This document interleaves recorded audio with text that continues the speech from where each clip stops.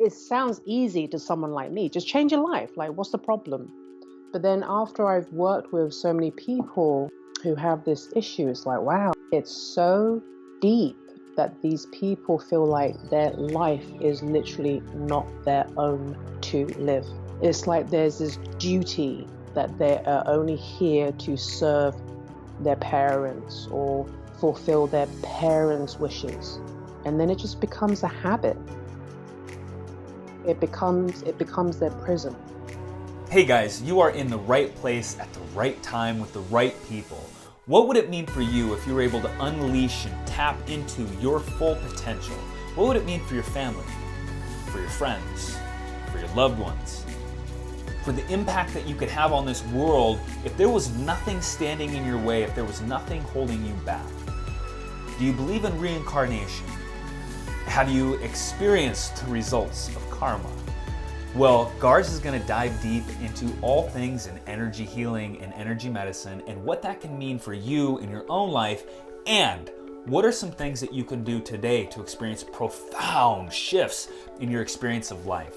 So let's not wait any longer and dive right into this interview with Garz Chan, the founder of Alchemist Arts Healing, where she teaches workshops to help you tap into the tools available, and also Chinese energy healing, where she works with people one-on-one to facilitate transformation in their own lives. So without any more waiting, let's jump right into our interview with Garz Chan. How do you define your line of healing? Well, when people say energy healing, people always assume Reiki because Reiki is very popular. But I actually, funnily enough, that's the one modality that I didn't become certified in. I'm probably the only person I know who is not a Reiki master. But I specifically clear past life traumas. I clear karmic issues. I remove, negative emotions, limiting beliefs, negative beliefs. Yeah, I'd say, so when someone says, hey, what do you do? I just say I clear past life traumas, clear past life issues. And if it piques their interest, they usually ask me, well, what does that involve? And I say, well, I basically drop into your energy field to see what the information is. And everyone has an energy field, and it's full of information about you and your history, and so then I just, whatever comes up, I just clear it from you. Right. Yeah. And so in your social media presence, like I've seen that there are so many people who have experienced tremendous positive results from what you have been able to provide them in their lives. And I'm curious, like all of our journeys start somewhere, and there's so many stories about, like the wounded healer, people who like they start because they're trying to heal themselves, and then they want to share those gifts. Can you share a little bit about your story of how you like got started with this? Yeah, I've had my fair share of a very violent childhood and lots of negativity. You can say all of it led to this point, but I'd say when my son was a baby, which was 11 years ago, he got really sick. So he had 7 colds back to back, back to back. Oof. And, as a parent, you're like, there's something not quite right here. He's only well 1 or 2 days in between. And so I contacted a healer that I knew, and he put me in touch with his master. And we spent 20 minutes on the phone. And this master, this grandmaster, he worked on me and my husband at the time. Mm-hmm. Didn't even work on my baby. And then the next day, my baby was well. He was well, and he stayed well. And so he was having a lecture at the Bodhi Tree bookstore. It doesn't exist anymore, on Melrose Avenue. And so I went along and I saw him just create like miracles, like a Jedi master, like 1 or 2 minutes, work on different people. And so when I went to acknowledge him about his skill, he convinced me to take his workshop. But I wasn't convinced. I was like, I don't think that's for me. I don't think I can do this kind of thing. And then I came home. My mum was visiting from England at the time, and I was trying to enroll her into the workshop. I was like, Mum, you should go and take this workshop because, everyone says that you kind of like have this healing energy and it'll be good because you're retired and then you can work on the whole family. But my mum's a smart lady and she said, well, your birthday's coming up. I'll gift it to you for your birthday. And I was like, I was very reluctant, but like I said, my mum's quite smart. So she said, well, why don't you just go and learn it so you can work on your son? Okay, yeah, right. Who doesn't want to learn something to work on their child? Yeah. So I reluctantly took the workshop, and actually I was experiencing postpartum depression then, and no one talked to me about postpartum depression. I didn't really understand how intense it could get, and um, yeah, I didn't really wasn't really I didn't have any knowledge about Right. postpartum depression. And so after I went and did the workshop and people work on me and we were exchanging, trading sessions, it really lifted my postpartum depression. It was like a miracle, like it completely resuscitated me. Wow. And so I started working on people just here and there, friends, family, friends of friends. I still really wasn't convinced that I could do it, but people would say, oh, I don't have pain in my hip anymore. And I got that job and I got the promotion. And I was just like, oh, wow, okay. But for years, I thought that it was just a coincidence, you know? Well, and you said But for then years when, you thought it was a coincidence. So it took you a while to really internalize it. You were changing people's lives. yeah, yeah, it was a mix. So part of me was like, oh my gosh, that's amazing. And then the other part of me is like, it could just be a coincidence, right? Yeah. But then when seven students, get engaged and married, you're like, I don't think that's a coincidence. I don't think that is. Yeah. But there is like this disbelief, because when you do energy healing, it really feels like you're not doing anything. You're like, surely it can't be this easy. It can't be this simple. Really? Yeah. So, um, before we started recording, you were talking. I was asking you about, because you have so many different tools that you have learned and you incorporate into your healing practice, and I'm sure that people come to you with all kinds of different life issues, and so trying to like narrow down just one thing. It's difficult for me to try to comprehend, and you were starting to explain a little bit about physical pains and organs. Could you talk about that a little bit? So if somebody's suffering from, I just had a light burn out. if somebody's Ooh, suffering, yeah, spirit energy is in the house. there you go. So if somebody's suffering from, a certain cancer, you were talking, you mentioned, could you kind of elaborate on that a little bit? Yeah. Well, cancer is usually linked to anger. A buildup of too much anger. It could be that the person was never allowed to be angry, and so they've kind of like just repressed it or shoved it down. Um, and it could be that, the person has anger issues, or they've taken on their parents' anger issues, or they're just angry about politics and the world. And it could be all kinds of different reasons why they're angry. It could be that they fought a lot in other lifetimes, and so it's rolled over into this lifetime.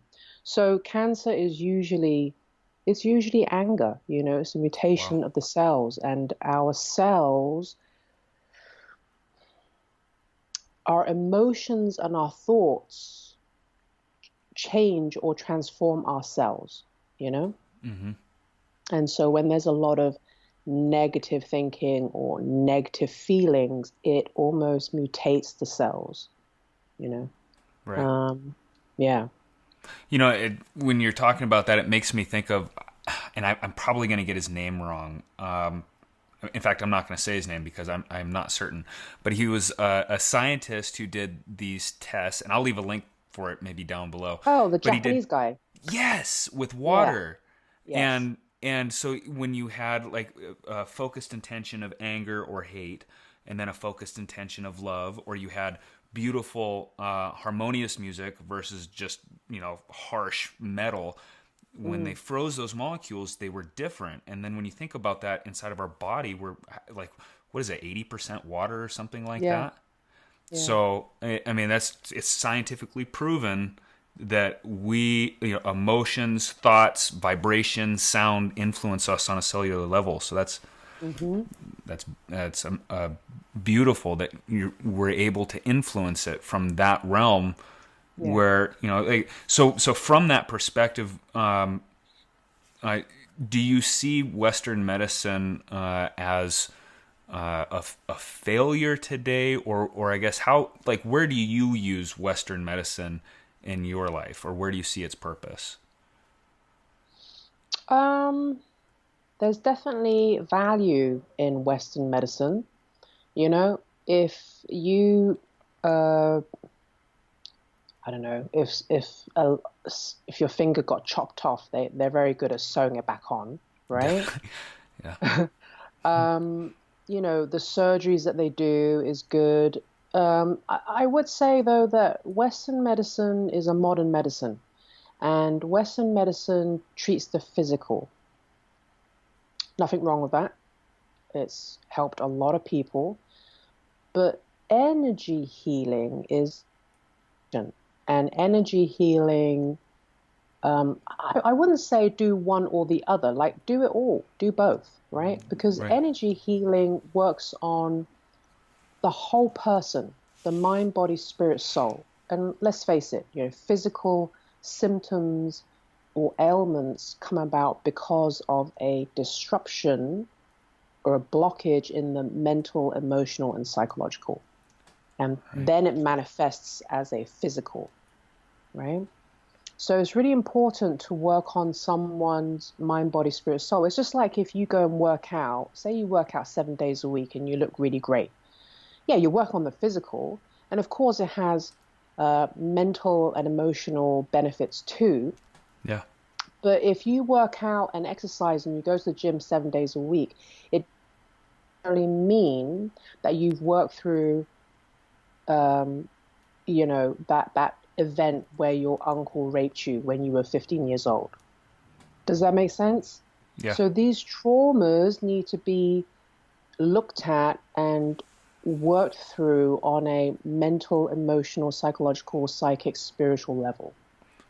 So what is it, do you think, that stops, because almost everybody has experienced some form of a trauma one way or another.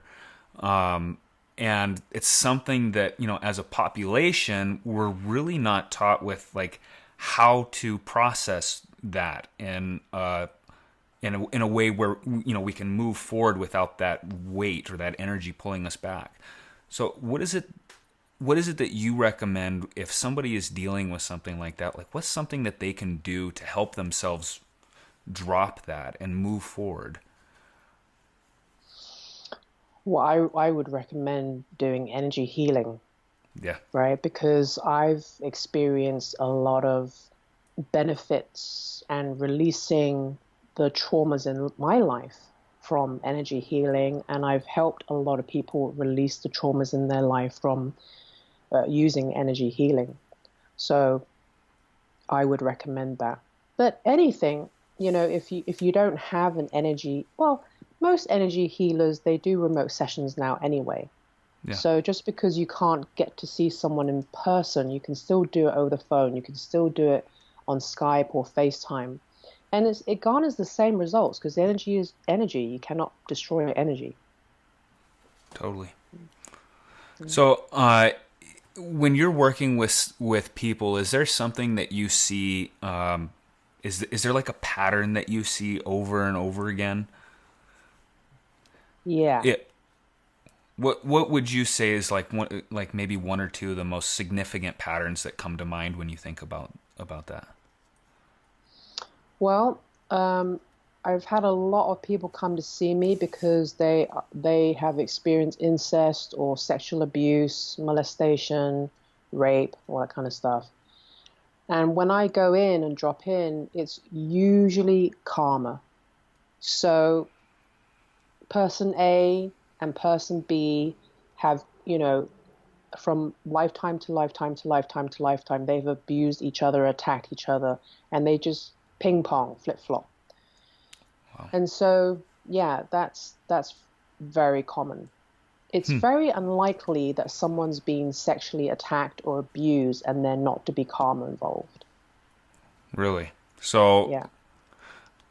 so from without contacting somebody for energy work and somebody who's been in that situation, I guess something that came to mind is, I guess that's why we hear so much about forgiveness. Is that something that you see as a powerful tool when facing something like that as an individual who's been traumatized? I think it's really important to forgive. And I don't mean like a fake forgive, like, I'm just going to forgive this person and, so that I can say that I've moved on. No, it has to be really, really deep, a deep forgiveness. When we don't forgive, it locks in the karmic cycle.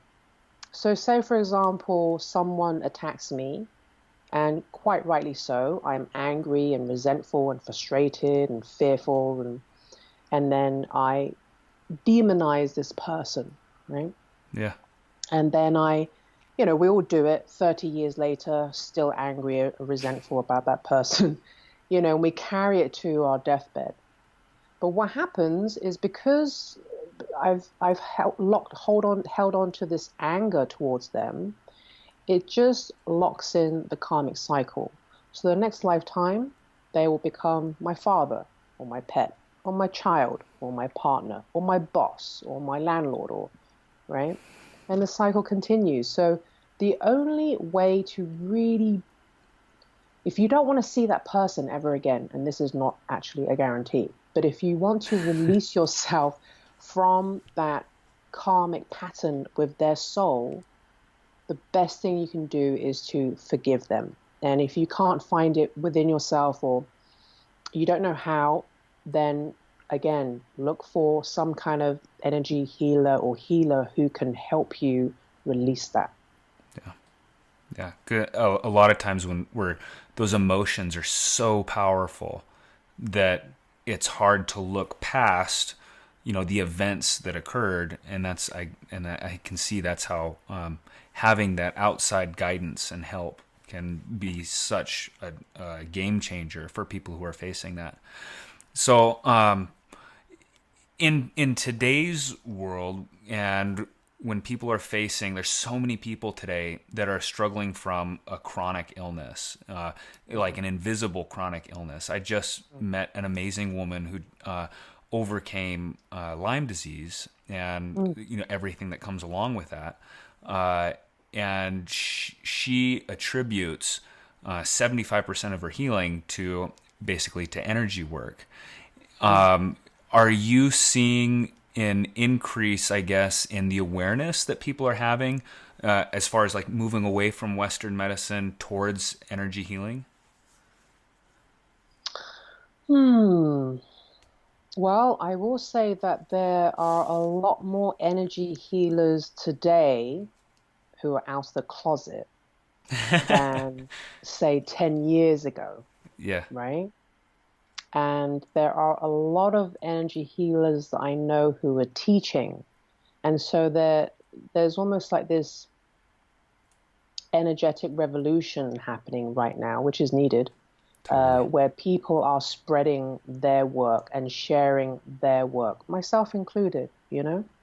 So, yeah, it's becoming more mainstream, I would say. Yeah. Yeah. I think I would definitely agree with you. So you were talking about people coming out and teaching, and I know that you teach workshops. Can you talk a little bit about the workshops that you hold?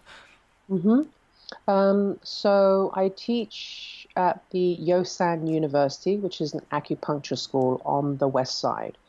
And I'll teach my 2-day workshops. I have a level one, level two, level three. And it's a combination of different modalities. So it's to activate someone's psychic abilities, whether it be clairvoyance, clairsentience, claircognizant, clairaudient. Um, Also dabble in psychic mediumship where they can connect with the spirit world. And then I also teach what I do, clearing karma, clearing past life issues, doing hands-on healing, Akashic records, quantum jumping, parallel lives, soul contract deleting or canceling, aura healing. Yeah, yeah, it's a big bag of goodies. Yeah, each one of those is such a huge topic in itself. it's that's so. Who is it then that you would say would benefit most? Like, who would be the ideal person that would say, "I would love to be a part of your workshop"? Like, what would they be seeking? I'd say anyone and everyone Yeah, is an ideal student because I'm not actually teaching you anything you don't know. It's all in you. It's just all lying dormant. But because we grow up in certain households where maybe the family is religious and we're not raised to trust ourselves, we're not raised to be sensitive, we're not raised to be intuitive. And so we shut down all of our gifts. But everyone has them. Maybe one person is really good at astral traveling, and another person is really good at having prophetic dreams, and another person is a really strong manifester. But every single person has gifts that they don't really use. So they're not really living their full potential. If you're not using all of your gifts, then you're not really living your full potential. So I would say it's for anyone who really wants to live their full potential. totally. And something that you're talking about here, I kind of made a few connections as you were speaking. And you're talking about how each one of us has like these certain gifts that we can tap into and cultivate and grow by giving them not only with guidance by recognizing them and then nurturing them and cultivating them into their full potential. But what you're saying is that we all have like this connection, this inner power that we can access. And so when it comes to like the work that you do, is it work that you do to somebody, or is it more like you're facilitating something that is grander? I'm just curious, like how would you talk about the work that you do, and how does that work? Well, I don't even really like to call myself a healer because I believe that everyone has the ability to heal themselves, right? So when you cut Right. your finger, no one heals your finger for you. You heal it, right? Yeah. When you break your bone, no one heals your bone for you. You heal your bone. When you get a cold, no one heals it for you. You heal it. Now, however, if there is an accumulation of energetic blockages, you may not be able to heal as quickly as you used to. Almost Right? like an infection, like in a cut. Right. Right. Huh? Okay. Right. So what I do, I kind of like call myself, I'm like a plumber or a janitor. I just take out the trash. I just remove the blockage so that you can uh, heal yourself without any interruptions. That makes sense. Does that make sense? Yeah. Or Well, that it kind it just speeds up the process. Well, it's kind of like, I guess, for another analogy, because you were talking about cuts, this is what popped into my head, is if you have a cut and it's infected and the body is having a lot of difficulty trying to heal itself, you can, like, antibodies come in, or white blood cells, and, remove the infection or wipe it out. And so same thing kind of with, I think, with what you're talking about, is you come in as like a third party helper to come in and clear it out, so that that entity or being or whatever can do it itself, can heal itself. There you go. Yeah, perfect. Perfect. Okay. I clean the infection. Yeah. So, okay, so in all the things that you have learned to help people heal themselves and empower themselves and find their true gifts, is there one that you really found to be extremely beneficial to your practice, to your own personal healing journey? I would probably say the Chinese energy healing. I mean, every modality has its strengths, but every modality has its blind spots. And that's why, well, I love to learn anyway, but I think that's why I've become certified in a bunch of different modalities, to see, okay, what is the blind spot here? And what are these strengths and what are the weaknesses? But I'd say clearing past life traumas and karmic issues, you can achieve a lot just by doing that. Yeah. Because everything's karma. Everything is karma. Every heartbreak or heartache you experience is karma. Why you're having issues with certain people is karma. So-called accidents that you get into, karma. There's a lot of it has to do with karma. So how does the work that you do when you're helping people, does it have an effect on you personally? I mean, tapping into and working with people's energy so much? Yeah, it depends on the client. It depends. It depends on the client. So sometimes, first of all, it takes a lot of energy to do energy work.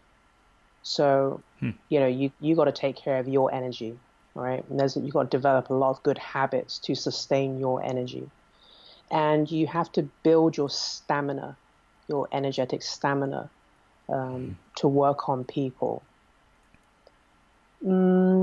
Some sessions are more draining than others, but you learn to release people's energies from you in between every single session. Right. But I'd say there are things that you can do, like take hot salt baths. Yeah. Dead sea salts will help pull out negative energies, and pink Himalayan salts will clear your auric field. Earthing, so that you can release anything into the earth to be transformed into love and light. Anything natural that you release into the earth is going to be transformed and recycled. And then you can also absorb the Earth's electrons, which is very healing for us. But also instructing the body. We're all very sensitive and empathic on a sliding scale. And we've learned, or we naturally absorb other people's emotions and issues, right? Like some of us, like you can tell if your friend is upset, or some of us can walk into a room and pick up someone else's headache, right? And we can do that naturally, but we haven't learned how to release other people's emotions. Like, how often, couples are in a bad mood together, and it's like, she's in a bad mood, so then he becomes upset, or he's angry and then she becomes upset, right? It's like that is taking on each other's emotions. Totally. So we need to learn how to release other people's emotions. And we don't know that we can just instruct our bodies to release. Oh, okay, I'm feeling really anxious. I was talking to my friend who is really scared about something, about an interview maybe. Well, in that moment, as soon as you realize it's not yours, instruct the body, release her anxiety, release his anger, remove my mother's fear. Does that make sense? Yeah, so you actually you talk to your body like you're giving it instructions, Yeah, and it responds. yeah, yeah. You'll feel it drain out of you. You know, when you brush your teeth, I mean, we do it so unconsciously now. But when we first learned how to brush our teeth, we had to say, oh, pick up the toothbrush and put it, and blah, blah. And we had to tell our bodies anything we do, right? Brushing my hair, fixing my hair, putting on makeup, putting on my shoes, driving the car. You tell your body what to do, and then it just does it. So you have Right. to tell yourself whenever you feel like a negative emotion, you have to check in, like, is this mine or is it someone else's?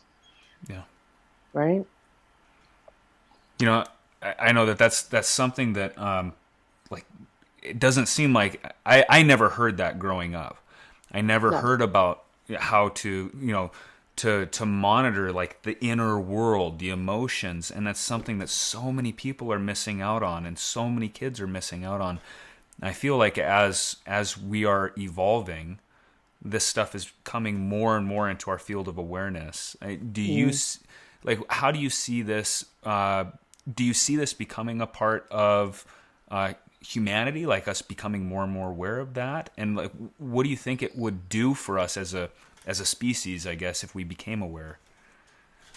I do believe that we're moving towards that because we have been transitioning into the age of Aquarius for the past 50 years and coming out of the age of Pisces.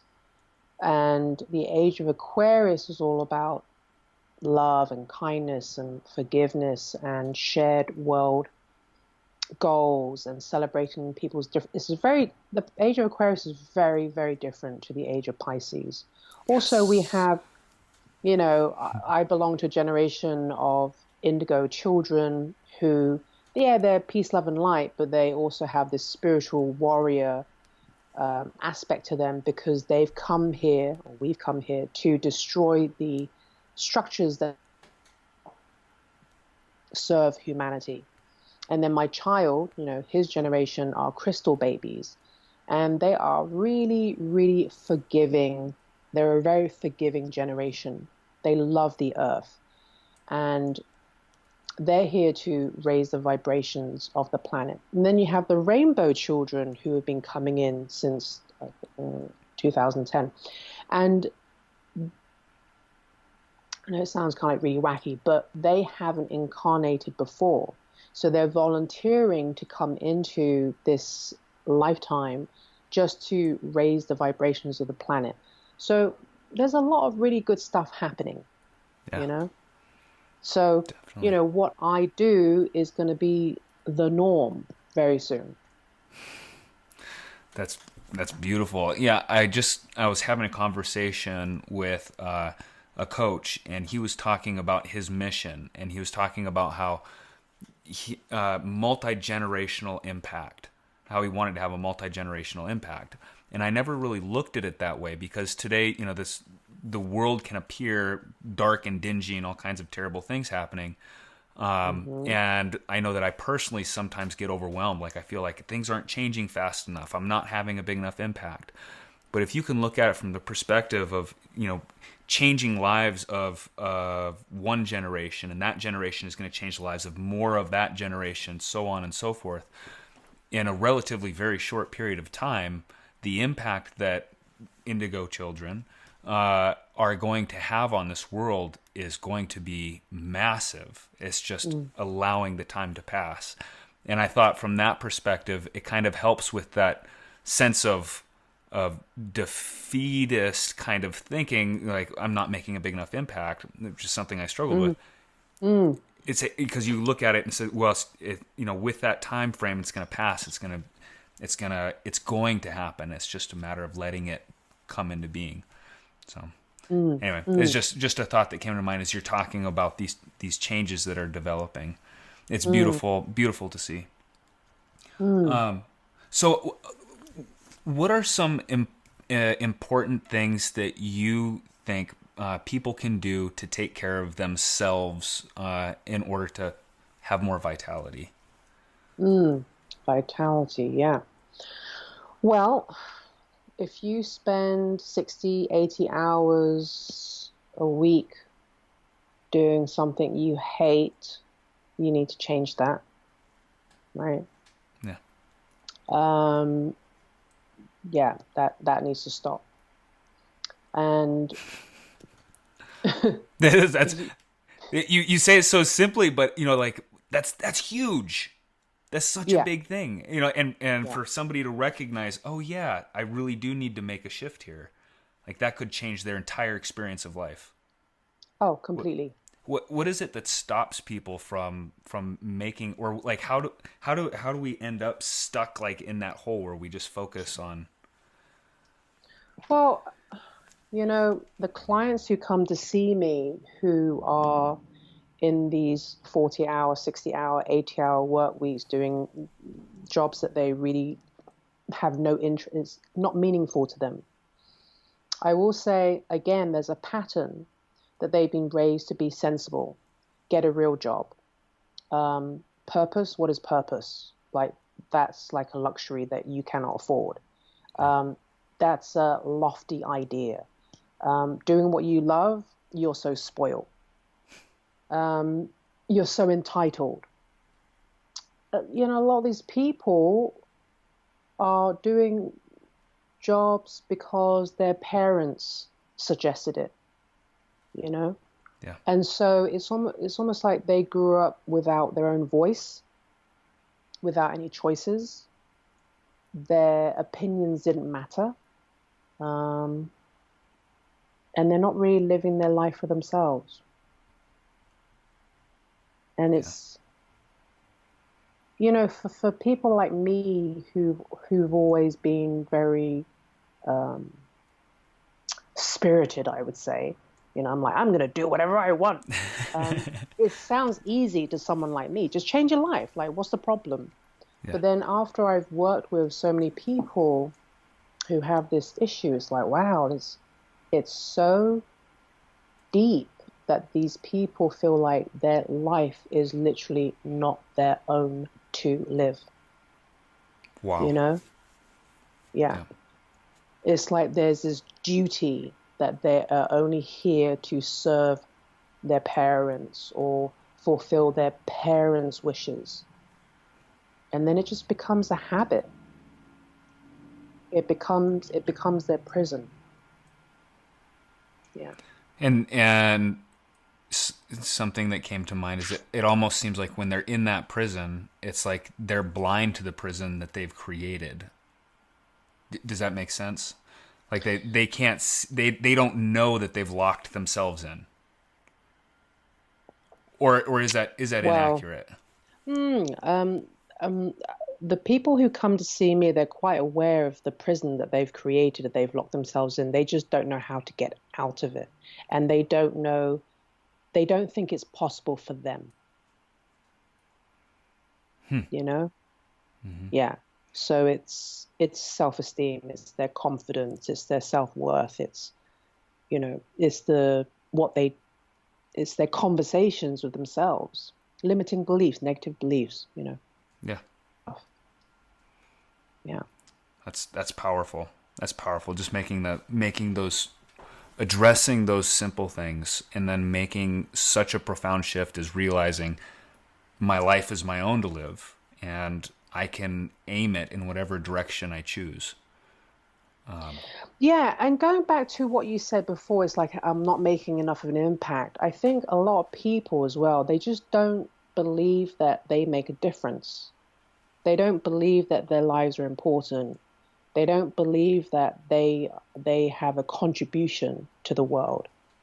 Yeah. Um, but you exist, therefore you are important, you know? And Yes. everyone has a purpose. So if you want more vitality, then you need to live the life that you came here to live. You need to be the person you came here to be,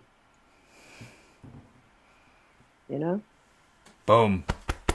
I love that. Yeah, yeah, yeah. Also, spending time in nature, traveling, making sure you're surrounded by good people, is your diet, your whole diet has to, you have to be conscious and intentional with your whole diet. It's not just about what you eat, but it's like, what are you listening to? What music are you listening to? What videos, TV shows, movies are you listening to? Who are your friends? What do you guys talk about? You know, what are you reading? So all of that is diet. Oh, that's interesting. I hadn't looked at it that way. So it's not only what you're consuming as far as food, but what you're allowing Yeah. into your experience. You know, there are vegetarians and vegans who do yoga 5 days a week, who live off kale and spinach, and they have cancer. It's like, why is that? Yeah. Because it's not just what you eat. It's not just what you put in your mouth. It's everything you consume from all senses. Right?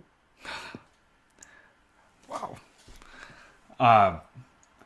That's so huge. That's so huge. I mean, so if there's somebody who's watching this right now and they're wondering, like, why can't I break out of this, or why am I in this situation? Is there something that you would say to them, or is there something that comes to mind if they're asking why me? Well, it depends on the situation. You mean like if they have cancer and they're vegetarian, or? Yeah, use that as an example. Somebody who's physically, they're healthy, they're and as far as what they eat, and they're saying like, why Oh, me? How did I end up in this? Why me? Why is this happening to me? well, they get to look at themselves as a whole being. Again, going back to, energy healing. When you eat, you are feeding the physical body. Okay, you may be feeding your physical body nutritional foods packed with vitamins and minerals. And yeah, that does have an effect on us mentally and emotionally. But what are you feeding yourself mentally? What are you feeding yourself emotionally? Right? Right. What the average person has 50,000 to 70,000 thoughts per day. Now, you cannot monitor everything, but what do you spend your time thinking about? Yeah. You know, when you think about um, 70% of our thoughts is negative. We're just wired that way. So what do you spend your time thinking about? Are you always watching the news and focusing on how evil people are and how the world's a dangerous place and how, men have ruined the world? Is that your focus? Right? How everything is full of poison. Everything you eat is full of poison. There are chemicals everywhere. Nothing is clean. Nothing is pure. Is that your focus? Yeah. It really depends on what you focus on, right? Right. Consciously and subconsciously. Is there a tool that somebody could use in their life? So if today, if they're listening to what you're saying and they're saying, yeah, like, I know my focus is always going to this thing that's negative, but I don't know how to change it. Is there a tool or something that you would recommend to them in order to make that shift to move their focus? Yeah, well, I can tell you what I did, what worked for me. Perfect. Um, I grew up in a house. My granddad was always watching the news. Like every 30 minutes, he would find another news program to watch. And he always said, it's really important to pay attention to what's going on around the world. But I noticed that when it was on, like my cells would almost contract, right? And when I wasn't listening to the news, my cells would almost expand energetically. Mm-hmm. So pay attention to what you're listening to. Does it make your cells contract or expand energetically? Right? and you Okay. can feel it. You can feel it in your body. So I stopped watching the news, made a huge difference. People go, well, yeah, but you don't know what's going on in the world. Well, it's pretty much the same. It's the same as it was 30 years ago, as it was 20 years ago, as it was last week. It's pretty much the same. Yeah. Um, so I stopped watching the news, and then I started reading a lot of books by authors who are, I guess, spiritual teachers, you know. And I listen to audiobooks like 1 or 2 hours every single night. It might be Eckhart Tolle, it may be Ram Dass, whoever, Lao Tzu, you know. Yeah. I listen to binaural all day, like binaural beats, unless you're epileptic, I don't listen to it, but binaural beats you can find on YouTube, completely free. There's binaural beats for everything. There are binaural beats for increasing wealth and abundance. There are binaural beats for inflammation and pain. There are binaural beats for, removing negativity in the room. So I just play binaural beats. It's like sound therapy, it's sound healing. So it's always on in the background, you know? So it's working the subconscious mind. A lot of people, they just have the news on in the background, which is horrible. Yeah. It's horrible, right? But if you put on some binaural beats or some relaxing music, it's just going to increase the vibrations of your space, increases the vibrations of your cells. That totally makes So I sense. stopped watching the news. I started reading books, listening to books that teach me, or things that interest me. I also started listening to binaural beats like during the day and in the evenings, just like all day, all night. When I travel, I like to take my son somewhere different every year. I think that's also really important. Spend as much time as possible in nature. I take salt baths, and I work on removing and releasing and clearing other people's emotions and other people's fears and other people's limiting beliefs and limitations and negative beliefs from me, you know? Yeah. That's big. So for the audience, then you can go back and rewind and listen to all these things that she did, and it's not something that Garz it just happened all in one day. These are practices that you built over time, and as they Yeah. accumulated, I'm sure that you noticed a massive difference in how you felt, your emotional presence in each day.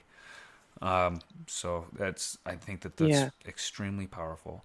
So how then? I guess so. The next thing is, I'm sure that there people who are still watching this right now are going to want to learn, Mm. like, how can I connect with you? So where are some of the best places to find you and connect with you and to learn more about your work? Oh, okay. Yeah. They can go to ChineseEnergyHealing.com, which is where I offer private sessions. And if they want to take a workshop, it's alchemistsartshealing.com. And they can also find me on Instagram as Chinese Energy Healing. And then they can also find me on Facebook. So I have Chinese Energy Healing and Alchemists Arts Healing on Facebook as well. And I'm also on YouTube as Alchemists Arts Healing. Okay. Yeah. Okay, and I'll leave links for all those down below in the description, so they can just click and bounce right over and visit with you. Oh, And thank you. I just want to say I thank you so much for coming on here and sharing all of this wisdom. I mean, you dropped a lot of really valuable information that could transform somebody's life if they just would implement and take action. But there's one last question that I want to ask you. Yeah. So if 1,000 years from now, somebody is looking back over your life, what would you want them to recognize in you as a gift or something that you taught humanity?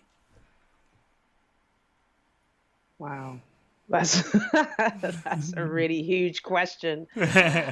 For if they look back and go, oh, what do they want to recognize? Maybe just that one, she did her best. She did her best. Yes. To raise consciousness, or yeah, she did her best, I guess. I don't know. Yeah.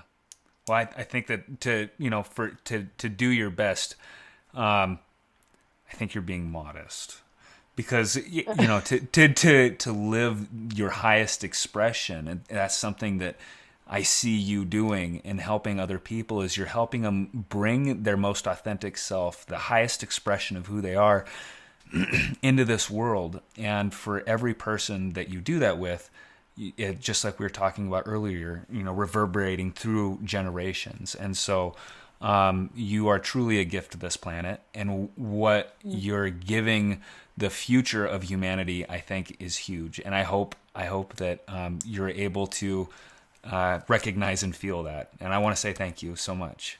So, thank you. Yeah. I'm just being used by infinite consciousness or the universe, right? Just a servant. So thank you. I appreciate that. Beautiful. Yeah. All right. Thanks, guys. And you too, Nate. Thank you. I acknowledge you for what you're doing as well.